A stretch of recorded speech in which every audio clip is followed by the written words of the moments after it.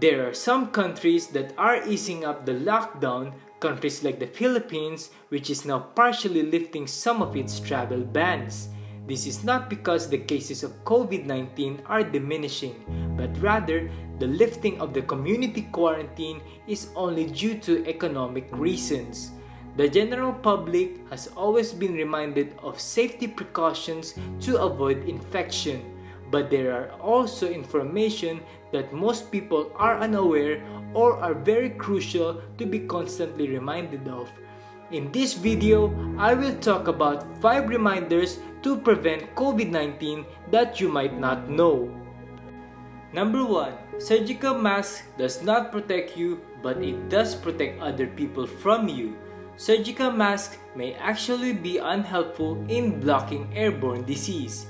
Their loose sides still allow the air particles to enter, reducing their effectiveness in acting as a barrier. However, surgical masks are excellent in keeping you from spreading disease by catching the particles exiting your mouth.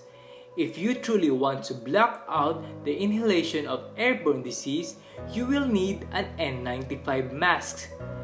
Correctly fitting these masks, especially on the edges, will block out most air particles to the extent that it even restricts oxygen flow. COVID-19, as of the current studies, are considered droplet precautions in a community setting. They are, however, considered airborne precaution in hospitals, especially if air-conditioned. The rooms are not readily reached by sunlight, so it is better to wear N95 masks in similar settings. Please be reminded to make sure that you are using 3-ply surgical masks, because cottons or cloths are not effective in filtering airborne diseases. Please also take note that you are not 100% protected just because you're wearing the proper masks.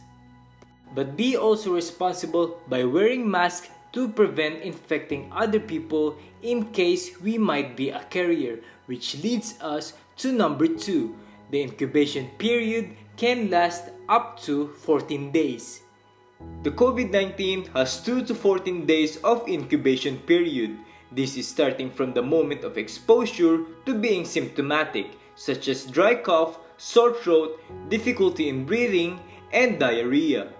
There are even reports of incubation periods lasting until 28 days. This has been mentioned multiple times before in the news, but I just added this to remind everyone about how important this information is. The best way to prevent being infected and spreading disease is by assuming that you are and everyone around is a potential carrier. This is why surgical masks are still recommended for everyone to wear, because we will never know who is asymptomatic or not. Asymptomatic means a person is infected, not showing any symptoms, but can still be infectious. This means one carrier can make asymptomatic transmissions for 14 days before realizing they're infected. This is why mass testing is important in order to successfully contain the virus. Number 3. Sneezing allows the travel of air particles up to 7 to 8 meters. I have been following Dr. John Campbell on YouTube since the very start of the pandemic. He has explained in one of his videos that sneezing allows the travel of air particles up to 7 to 8 meters. Meanwhile, coughing allows air particles to travel up to 5 to 6 meters, and even by simply breathing out, let particles travel up to 2 meters.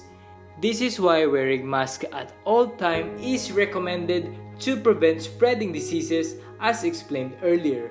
This is also why the recommended social distancing length has always been 1 to 2 meters. However, multiple sources say that the particles can stay in the air in a room for many minutes or even hours. So it's best to avoid staying in the room with multiple people, because I don't think you can hold your breath for that long. Sneezing should not be intentionally interrupted. It is the body's reflex mechanism to remove any unwanted particles in the respiratory system. So instead of trying to stop it, you should know the proper etiquette on how to cough or sneeze, especially if you forgot your mask. This is done by covering your mouth with the region in front of the elbows, similar to dabbing. Number 4. Salt water does not cure you of the virus. This information has been spread on the internet for the last few months, stating that gargling salt water may cure you of the disease. This was concluded from another belief that the virus would stay on the throat before entering the lungs. None of these are true. Spreading misinformation like this can be downright dangerous for the general public. Doctors worry that by reaching these methods, including the use of traditional home remedies, people might ignore prevention methods backed up by science. Although there are some weak evidence that nose rinsing with saline can help recovery from the cold, the COVID-19 is not the common cold. Number 5. Vitamin D deficiency worsens the infection. There have been multiple confirmed studies that vitamin D helps protect against cold and flu and increases immunity. Vitamin C is a good way to improve your general immunity, but there has been a study that vitamin D levels also appear to play a role in COVID-19 mortality rate, as vitamin D seems to improve specifically the respiratory immunity. The deficiency of vitamin D has been linked to increased severity of viral respiratory infections, as studies say that vitamin D supplements can be used to prevent acute respiratory tract infections. Examples of vitamin D sources are fatty fishes like sardines and tuna, beef liver, cheese, egg yolks, and foods that were fortified with vitamin D such as dairy products, soy milk, cereals, and orange juice. For more information about the study, I will put the link of the sources in the description below. Were you aware of all what were mentioned?